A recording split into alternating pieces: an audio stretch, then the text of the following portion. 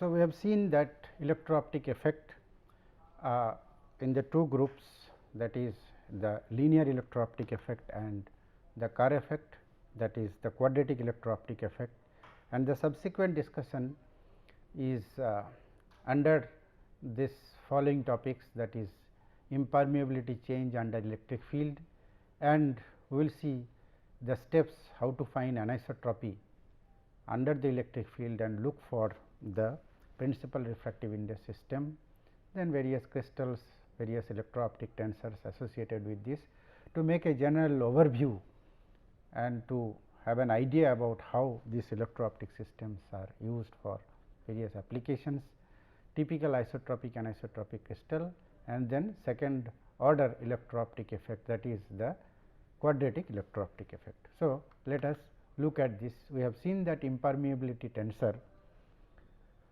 that is eta is 1 by n square. So, change in the electric field, change in presence of electric field delta eta is represented by this, and we have seen that R, the Pokel's coefficient given by this quantity, and the Kerr coefficients tensor, quadratic electro-optic tensor is given by this. So, delta eta is represented by this equation, and this also we have seen that this impermeability, new impermeability tensor in presence of electric field is connected to the impermeability in absence of the electric field plus the electric field and Pokel coefficients product term, the quadratic electro-optic tensor and the electric field product term. So, this we have seen that this Pokel's coefficients are 18 in number, whereas there are 36 coefficients for the Kerr coefficients, and this is the short form of compact form of writing the Pokel and Kerr coefficients. Now, let us take an example. For example, if we do not have any external field, that is E equal to 0, we write this index ellipsoid equation in this form, and using the matrix notation we can write this equation like this x y z, and then this ellipsoid matrix, then you have column vector x y z equal to 1, and in terms of eta I j tensor we can write this equation in this form. For E not equal to 0, that is, this was in presence of, in absence of any external field, but now that in presence of the external field, it is not eta I j of 0, but it is eta I j of E, and this represents the compact equation. So, but this eta I j is nothing but the sum of eta I j plus this quantity, that is Pokel's coefficient tensor and the electric field, if we restrict our study only to the Pokel's effect. So, eta I j in the short form in compact notation, eta I is now eta I 0 R I E k, where k can assume 1, 2, 3, that is E x, E y and E z, these 3 field values. So, let us try to understand that how electric field modifies the tensor and the components. So, the total change now, if you consider both the quadratic effect and the linear effect, then the impermeability in presence of the electric field will be the sum of the impermeability tensor in absence of the electric field plus these two additional terms, electric field dependent additional terms. For only for Pokel, this equation, that is, we just restrict only to this part, and then in that case eta I, using that synced indices eta I of E equal to eta I 0 plus R I k E k.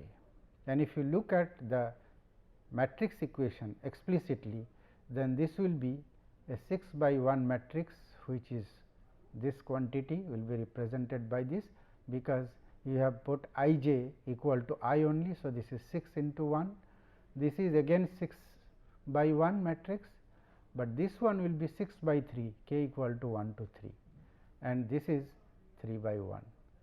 So, this is because this one is E x, E y and E z.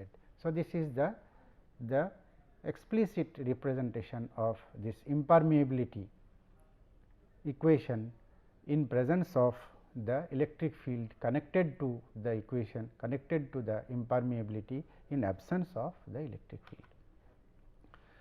Now, example of Pockels coefficient delta eta equal to this we have seen, and this one also we have seen, we have identified that this represents this 18 coefficients for the Pockels coefficients, and this R I j is called the electro-optic tensor, the linear electro-optic tensor. So, the matrix equation total change in this case is again the same equation, but for car I now consider only the third term, not the second term. So, eta I j equal to eta I j 0 plus this quadratic electro-optic coefficient tensor E k and E l. So, in the compact notation eta I e eta j. So, this is a very good way of looking at the explicit form of the matrix equation. You have 6 into 1 here to represent this 6 into 1 in absence of the electric field. This is the total impermeability in presence of the electric field, which will come from this 6 by 6, that is S I k tensor, and this electric field components E 1 square, E 2 square, E 3 square and 0 0 0 for this matrix equation. Okay. So, let us look at it explicitly. You have this equation for the quadratic electro-optic tensor, the change in the impermeability on this column. This is the tensor, that is S I k, now 36 components, 36 coefficients, and this right hand side E 1 square, E 2 square and E 3 square. So, this is again an example of writing this matrix equation for the Kerr coefficients. These are useful in evaluating and estimating the changes in the refractive indices or impermeability in presence of the electric field by knowing the values of the electro-optic tensors, the numerical values. So, to determine the electric field induced anisotropy, this is the way we will do it. If E equal to 0, we have seen that this equation will represent the index ellipsoid in terms of the matrix equation, and x transpose, this is your x and this is x transpose, this is x. So, you can write this equation as this, and this will definitely represent that E is a diagonal matrix. Truly, if eta equal to, in absence of field principal axis system, only you have 1 by n x square, 1 by n y square, 1 by n z square, these are the 3 diagonal elements. So, you have E is a diagonal. In presence of electric field, that is when E is not equal to 0, you have all the changes are there associated with all 6 components, and then we can write this equation in this form. But this time this E matrix to represent this equation, this eta I j is now different, because it is eta I j of E. So, we write E dash x transpose E dash x equal to 1. E dash is not diagonal in this case, because you have all the 6 elements present here, all the 9 elements rather, actually 6, because the symmetric terms are identical. So, there is a way to find out the principal axis system just by diagonalizing this equation. We have seen one example earlier, that when E equal to 0, you have this equation, when E is not equal to 0, you have this equation, but this E prime is not diagonal. So, we set x equal to b into u, then x transpose will be b into u transpose. So, that is equal to u transpose b transpose, and if you plug in this u transpose and b transpose for x transpose in this equation, then we can write this equation in this form, which will eventually give you u transpose E into u, and then this quantity will represent E as the diagonalized. This is a way to diagonalize this elementary diagonalization of matrices. And once I have this diagonalized matrix, that is only the diagonal elements, those elements will represent the new principal axis system's refractive indices. So, this is one way of finding the principal axis system of the distorted ellipsoid in presence of the electric field.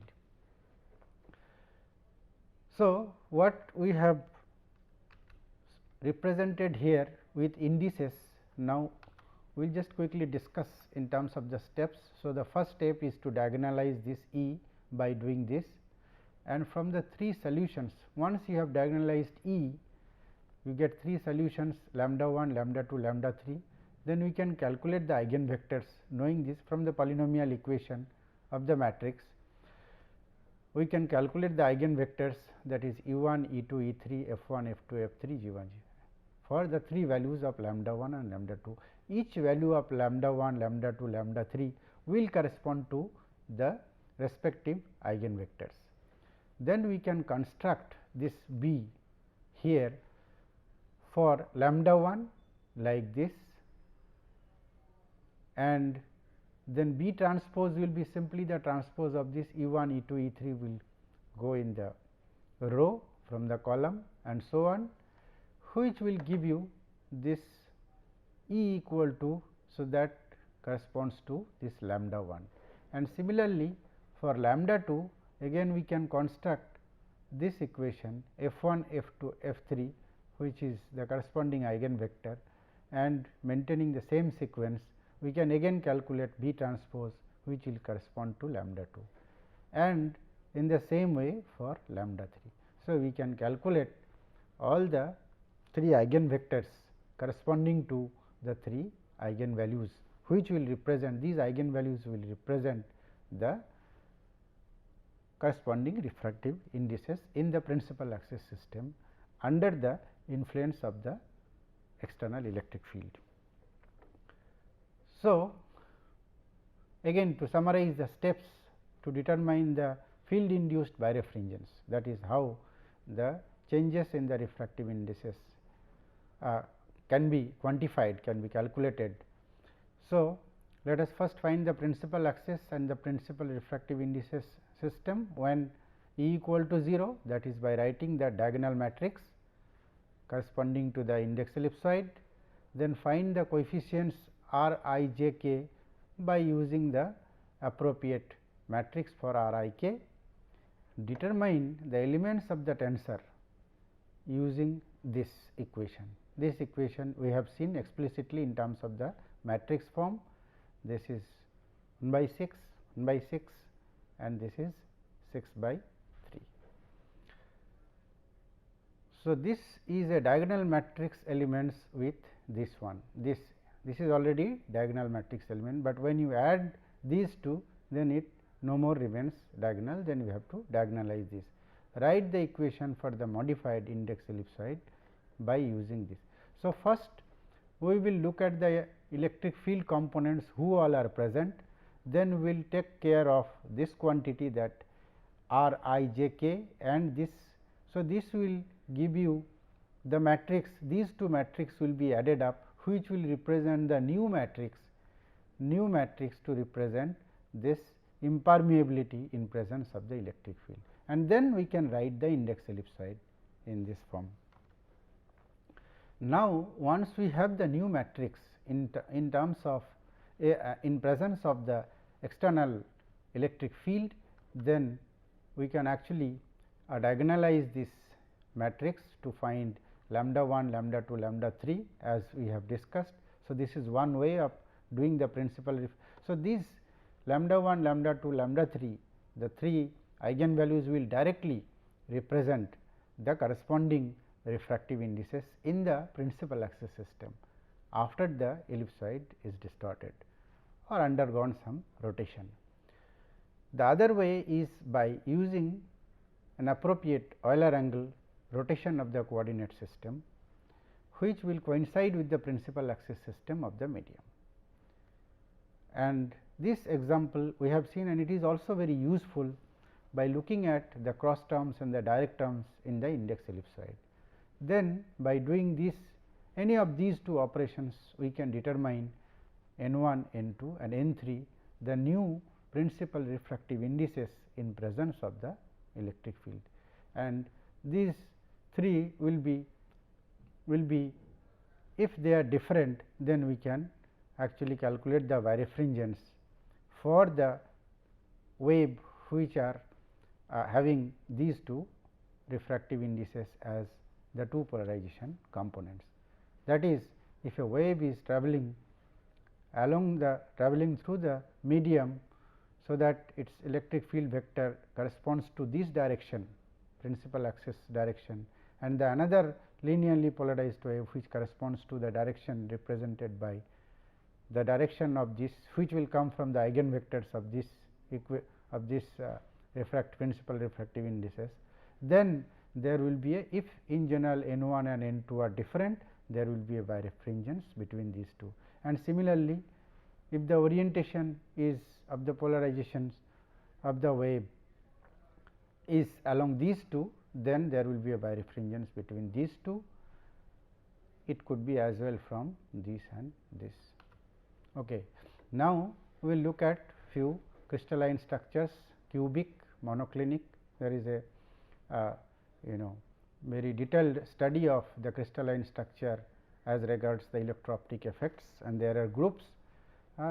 So, this is monoclinic, tetragonal, trigonal, hexagonal, orthorhombic, and looking at the symmetry, two-fold, three-fold, four-fold, there are groups of the crystals. The centrosymmetric cubic crystal, you have seen that the tensor is 0, focal tensor is 0, focal coefficient tensor, and for non-centrosymmetric, but isotropic, like example is gallium arsenide, these three coefficients will be non-zero, rest all of them are 0. For tetragonal like KDP, potassium dihydrogen phosphate, these three are the non-zero coefficients. We have for hexagonal, you have this tensor. So, these are the tensors representing different crystalline structures corresponding to different media, and knowing the values of this R 41, 52, 63 etcetera, we can calculate the change in the impermeability by knowing the strength of the electric field. Then we can calculate the birefringence, the retardation, and all other relevant properties. We will see various examples. So, here is a list of some very useful, very commonly used crystals.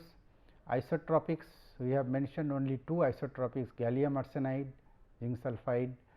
They have N 0, this quantity, which is, and because it is isotropic, so there is no question of N E, extraordinary refractive indices, and these are the operating wavelength at which they show these refractive indices, and these are the coefficients. For gallium arsenide, you have only one non-zero coefficient R 41, which is equal to this, and into 10 power of -12 picometer per volt.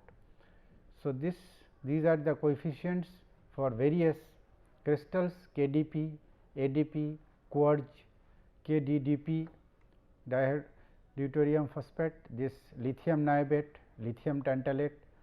So, this table is very useful, and these are the experimentally obtained values, and just using these values and knowing the electric field, one can completely specify the refractive index and hence the polarization properties of the electromagnetic waves travelling through the particular medium. And this table is taken from Optical Electronics by Professor Ghatak and Professor Tyagarajan, this book Optical Electronics. Electro-optic tensor for isotropic crystal, gallium arsenide, zinc sulphide, indium arsenide, cadmium telluride.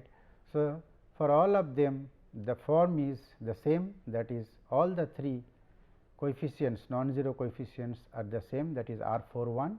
Actually this is 5.2 and this is 6.3, but because the numbers are the same, so we write R 41. So, this is for this, for zinc sulphide the values are different. For KDP, this R 41 and R 52 they are same, but this is different R 63 for lithium niobate, and this is the group of medium, group of crystals which exhibits this